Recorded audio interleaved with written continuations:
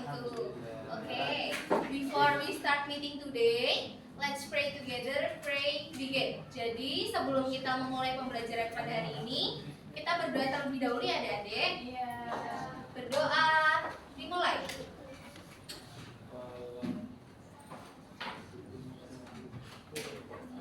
Finish. But before that, siapa yang nggak masuk hari ini? Selma dispen ya.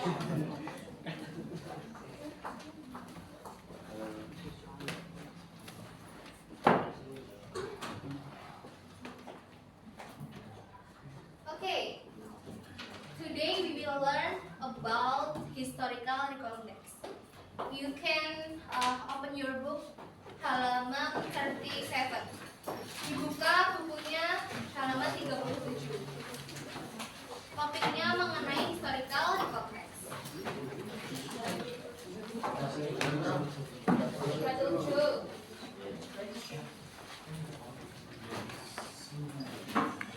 But before that, who knows about definition historical context? Ada yang udah tahu belum tentang pengertian historical context? Kalau yang sudah tahu, raise your hand. Angkat tangan kalian. Ada yang udah tahu? Tadi yang jawab udah siapa? Oke, belum ya? Oke. Miss Kia will explain about historical context. Historical context is text tells about memories in the past. Jadi historical context itu adalah teks yang menjelaskan mengenai semua peristiwa yang sudah terjadi di masa lalu. Historical context ini membahas tentang semua hal, pokoknya yang udah lampau. Historical context itu sendiri memiliki historical context have 3 parts. Memiliki 3 parts, yaitu orientation, events, and reorientation. In orientation talk about introduce the text. So in the orientation we have 4 way atau 4 way, yaitu what, who, where, when. Jadi di bagian orientation ini itu memperkenalkan tentang isi teksnya itu apa aja. Di bagian orientation ini Miss Kia will write in Indonesia.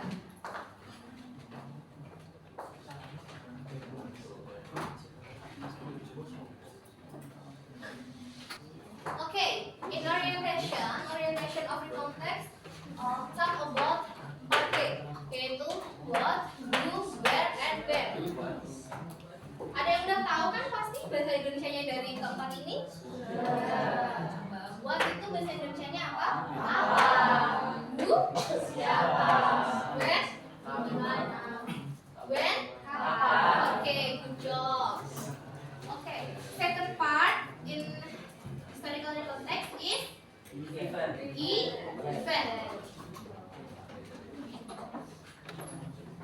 In event, event talk about arrange event by event in past.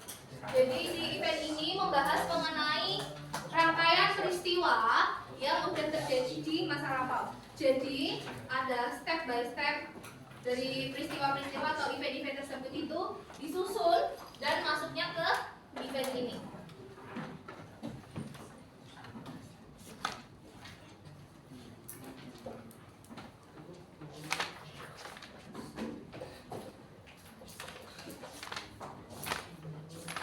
Okay, last part of recontext is reorientation.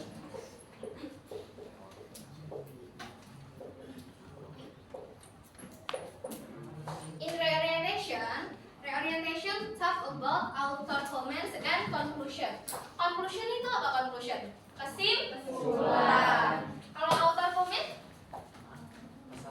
itu apa ya? Sudut pandang penulis atau komen dari penulisnya. Itu masuknya di reorientation.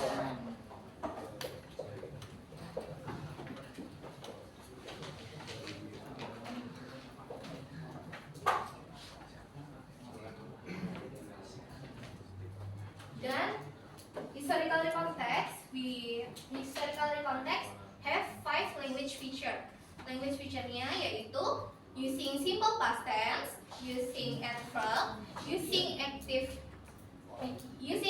verb, using adjective, and terakhir using conjunction. Miss Kia will explain in PowerPoint. Diperhatikan ya PowerPoint-nya. Oke. Language feature-nya. Yang pertama itu using past tense. Nih. Using past tense. Kenapa using past tense? Bukan using present tense. Karena peristiwanya sudah terjadi. Second, using conjunction. Conjunction itu kata sambung. Kalau yang masih bingung, contoh conjunction itu apa aja sih, Miss? Itu bisa dilihat PPT-nya. Contoh conjunction itu kayak then, after that, finally, suddenly, and dan lain-lain. Oke. Terus using action verbs atau kata kerja aksi.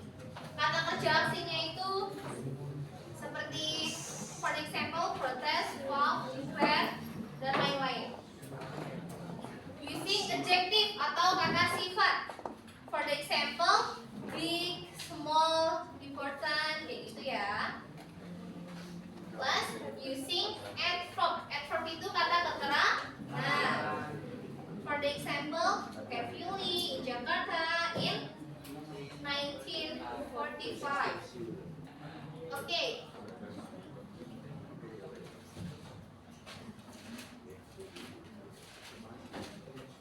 Okay, you guys, you must open your book halaman 37.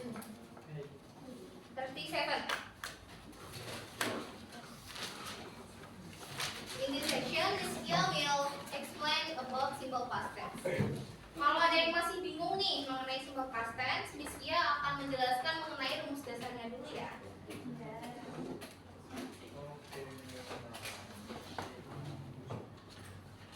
Seperti yang udah Miss Kia jelasin di awal tadi, simple past tense itu fungsinya untuk menceritakan kejadian yang sudah terjadi di masa lalu.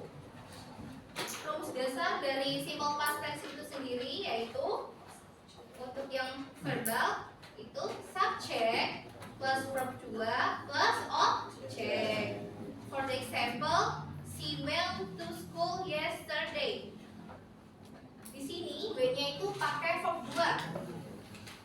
Kalau yang present kan pakainya go. Ya, kalau verb 2 pakainya when. Terus ada nominal using to be or were or was. Rumusnya subject plus was or were plus adjective or noun. For the example, they were happy last night. Negative sentence-nya untuk verbal subject plus did not plus verb 1. For the example, I did not go yesterday. Untuk nominal sentence-nya subject plus was or were plus not. For the example, she was not at home. For interrogative atau kalimat tanya, rumusnya did plus subject plus verb 1. For the example, did you go yesterday? And was or were plus subject. Terus di terakhirnya tanda tanya. For the example, was she happy? Itu ya, tambah namanya tambah titik. For example, look at PPT. Client started work. For irregular verbs itu berubah bentuk ya. Kayak yang Miss Kia jelasin tadi, dari go berubah jadi when, eat berubah jadi bring berubah jadi ya. Oke, jadi di modul itu kan emang udah ada ya pengertian dan language feature or anything about historical context. Tapi kalau yang masih bingung bisa dilihat PPT Miss Kia, ditambahin bahasa Indonesianya, ya.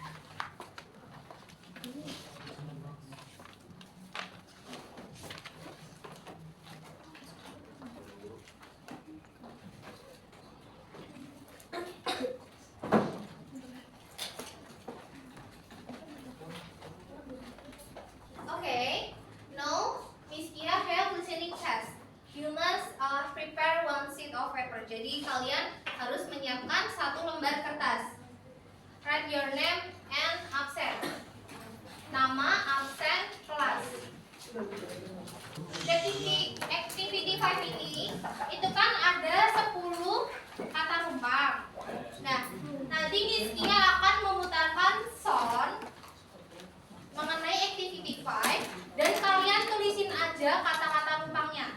Jadi nggak usah ditulis semua. Misal nomor 1 nih kata rumpangnya jawabannya apa gitu, ya? Understand? For more than 30 years, Indonesia was led by Suharto as the president after the era of President Sukarno. As the people started to feel injustice, several cracks emerged that shaped political condition.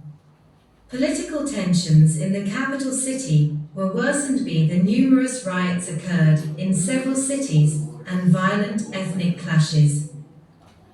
The government became unstable and struggled as monetary crisis hit Asia in the second half of 1997. Indonesia was one of the suffered most. Prices rose massively and many businesses went bankrupt. As the economy collapsed, people got angry and protests occurred everywhere. The protests became bigger and riots started in many parts of Indonesia. During the general election, Suharto could maintain his position as president when he was re-elected on March 1998. However, Suharto did not do anything that could help the economy. As the government remained helpless in bringing the economy back, people demanded President Suharto to step down. Demonstrations spread everywhere and it became the peak with Trisakti incident on the 12th of May 1998. 4 students were shot to death when demonstrating at Trisakti University at Jakarta, and 9 students were killed at Semanggi. The tragedy led huge riots in Jakarta and various cities all over Indonesia. Finally, Suharto was pushed to step down and Reformation era began in Indonesia. Nanti akan Miss Kia panggil ya satu-satu, misal number 1, terus angkat tangan cepet-cepetan siapa ya? Raise your hand if you want to answer, oke? Oke, start ya. Number 1.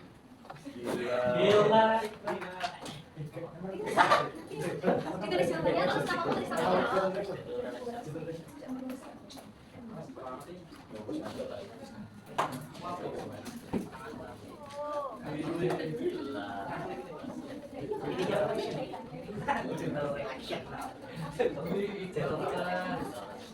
Thank you, Bapak.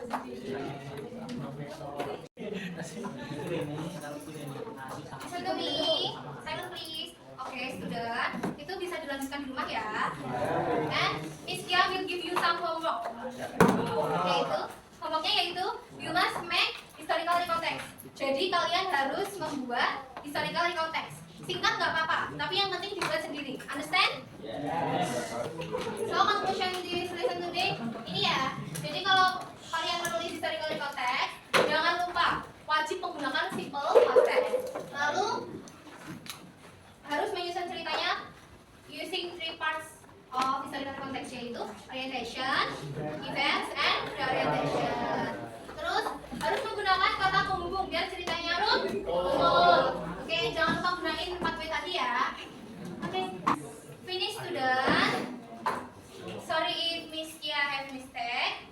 Before we close meeting today, let's pray together. Pray begin. Jadi sebelum kita mengakhiri pembelajaran pada hari ini, kita berdoa dulu ya adik-adik. Berdoa. Dimulai. Allahumma wa bihamdika asyhadu an la